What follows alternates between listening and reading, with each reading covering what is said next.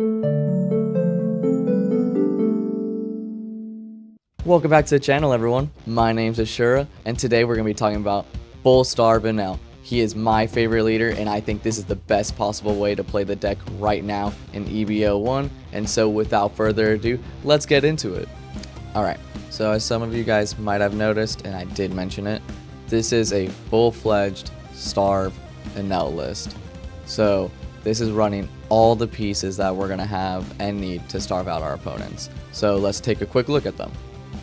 First off, you guys might not realize it, but Onami is a full starve Enel piece.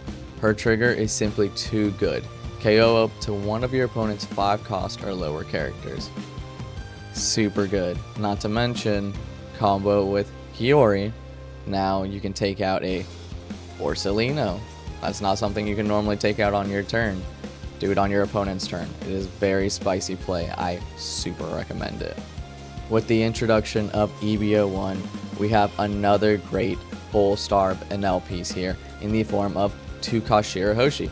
So 2-cost Shirahoshi is going to let you get a life if they want to KO it and get around it. So essentially, if they don't want to be giving you a life, it's a blocker that is just going to stay on the field. You get to choose how you use it whenever you want. That is amazing flexibility in this game. To be able to constantly choose, hey, I'm going to be able to use this, or I'm not going to use it and I'm going to save it. I've had games where I stick her on my first turn and I just keep that board piece the entire time because they do not want to get rid of it, only for that same 2 cost to really come down to the end where I can block a free 10k hit or something. So it's amazing. This piece right now super helps make Enel full starve fully work in this meta. In EB01, we got an amazing piece of removal in the form of Kingdom Come. In the Eastern set, it is known as Rygo, but here in the Western set, it's Kingdom Come. So what this does is it lets you trash your life down to 1, and then you can KO any character on the board. So that's pretty killer for Enel.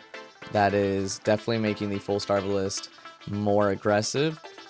Give it a little more survivability, gives it some more late game, so that way this can deal with your Gecko Morias, your big moms that come down from Katakuri.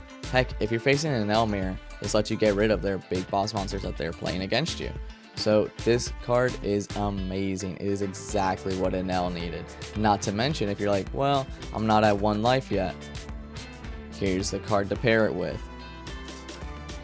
Flampe. So she is a 2k counter, so even if you're not going to use her, 2k card, super easy. And for 1 Dawn on play, get a card from your life, draw a card. So that's essentially a draw 2. And you might be saying, well, why am I going to trash a life here? You know, that's not too great. Well, again, it's a turn on Kingdom Come. Not to mention, 10 Dawn, play Flampe, draw 2 essentially, remember that. Play Yamato, heal back up to 2. So that Yamato wouldn't have given you that extra life. So let's think about it. The extra Dawn you use to play Flampe, what are you going to do? Dawn up your leader? That's usually what Enel does. Make a 6k swing. That's not too great. You're getting out a 2k from their hand, when instead you could be getting 2 cards to your hand. That is definitely better. Gives you more options, not to mention that can be extra counter in your hand. If you've already got a ton of counter, still a great option, honestly. So just really depending on the board state, she's going to do work and she's going to really let you maneuver your life so that way you can play the cards in hand and destroy your opponent. Not to mention another full starve Enel piece, Kikunojo. That trigger, absolutely a godsend. Free body on your field, yep, we'll take it all day. Not to mention, okay, any other color than blue, it's going to have a hard time dealing with this. KO it and we get a life, which is pretty great. 1 in 3 times, we're gonna get a trigger in this deck, and that is absolutely phenomenal because Kikunojo is not the only way we have to get life in this deck, and I'll show you. Next, we've got Big Mom. She makes a comeback, so either your opponent trashes a life or gives you a life. Either or is pretty splendid for us. A Big Mom on curve is absolutely backbreaking for most decks. Not to mention, I've done this before where 7 cost Big Mom into the next turn of 9 Dawn, 7 cost Big Mom again, Don up your leader. You can swing with your other big mom, so now you've got a 7k and 8k swing at minimum, and you either made them trash your life or give you another life on top of already having made them make that decision last turn. So absolutely, this is backbreaking. You guys want to be running 3 of these, so that way you guys can try and find it on curve. Next up, we have a spicy one of the Rush Ace. So just one of, you're not going to see it too often, but having that extra attacker on board sometimes to be able to really go for game is going to get you there. Gidatsu, trust me, 4 of is a necessary, I believe, in this deck. Finding him on curve is absolutely essential. My best games by far are when I can start going first, swing 8 with my lead, or alternatively, if I know they're going to just take that first life, 6 with lead, and if I have a 2-cost Shirahoshi, play that on board, or play a Hiyori, put something into my life, or throw a beige, throw an Onami, something to really make them think, or really something to give yourself an extra turn, build that board.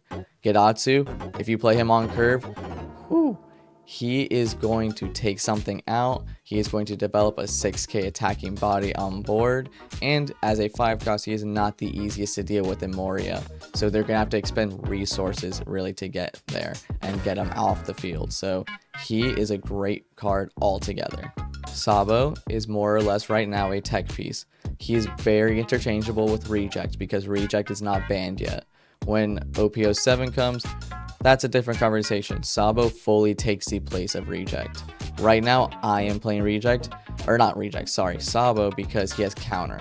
I think it is great to be able to have counter in your hand, especially if you pitch and you don't need it. In this deck, we gain enough life that I do feel that the on-play of Trasher life is not that significant if you can KO up to any 5 cost. So this is not even dependent like Gidatsu on your opponent's life. So this is an amazing card to be able to play, or just pitch. So other than that, the rest of this deck list is pretty self-explanatory. I went through the majority of the big player cards here, any tech choices that I've made to this list. Other than that, if you're a seasoned Enel player, do give this a try.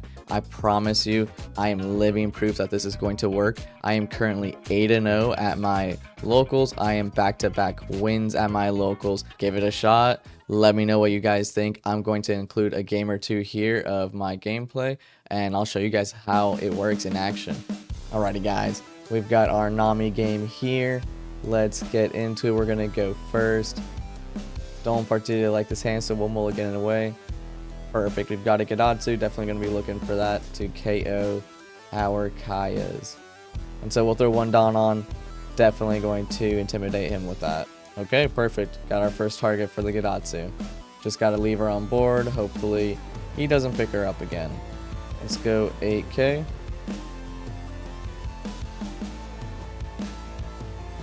Alright. I was pretty positive he would get out of that, but that's okay. Alright. Got double Kai out. No worries. Before we swing, we'll play the Gidatsu. We've got to be good about it. I don't want him to pick him up again if he can. Well, there it is. So he picked up one. That's okay. When he plays it again, we'll get it with the 5-cost Sabo. There it is. So getting it with the 5-cost Sabo, it is. Alright. Getting multiple activations of the Kaya. Don't love it, but we're going to try and stop the bleeding as much as we can. Nami is definitely a lot more consistent now. She is a force to be reckoned with. That is absolutely sure. So trash the bottom. Kill the other Kaya. We'll swing 6 in. Alright. Usopp's Rubber Band of Doom. Love that card. We'll attach 2 to swing 7. Okay. Nami player got me with the trigger. Okay. That's okay. As a yellow player, we can't be mad about it, right? It'd be pretty hypocritical if we got mad about it. Let's actually throw the other 5-cost Sabo. Trash the bottom. Get rid of that. I don't want him getting value repeatedly off the Dad's Bones there. So we've got 4. We're also going to take this opportunity to throw out a Kiku while he's got pretty good cards in life. And he hit a Sanji's Peel off the trigger. So We're roughing it out here a little bit, guys. Let's throw the Kiku out. We need bodies on board. 6k bodies are better than nothing. Got a Kaya. I think next turn we're going to have to play the Yamato to KO that. Yep, so throw away an Onami to save our Kidatsu. We need to be keeping our board here. I can't let him destroy it for no reason. So we'll play the Yamato to KO that, and we'll start swinging in. 6Ks all day.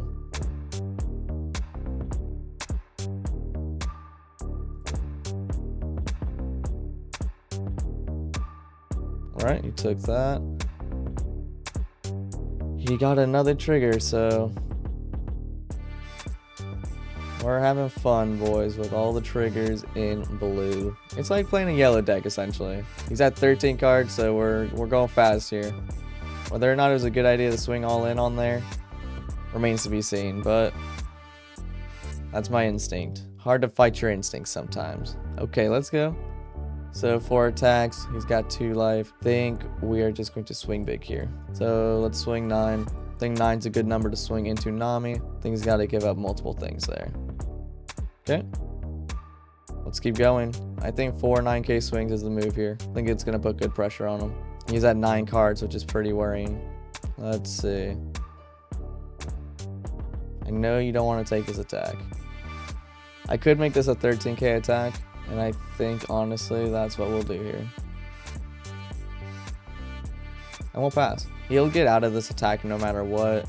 And it can only be detrimental to me. Okay, he's got a Sanji's Pilaf, so he's at three cards. That's a super danger zone. Super danger zone. Danger zone! I believe he's likely got me here, but go all in with the Yamato swing. 19k at life. Let's see if he can Whitebeard his way out of this. Come on, Nami. What you got for me? Oh, okay. As always, guys, I super appreciate it if you made it to the end of the video. If you guys like that content, go ahead and throw a like and subscribe down below. I always appreciate that. I do live One Piece content every Monday night at 6:30 p.m. Eastern Standard Time. So if you want to catch me live, then it's the time to do it. I'll throw that handle down below as well. And you guys have a good rest of your day or night, and peace.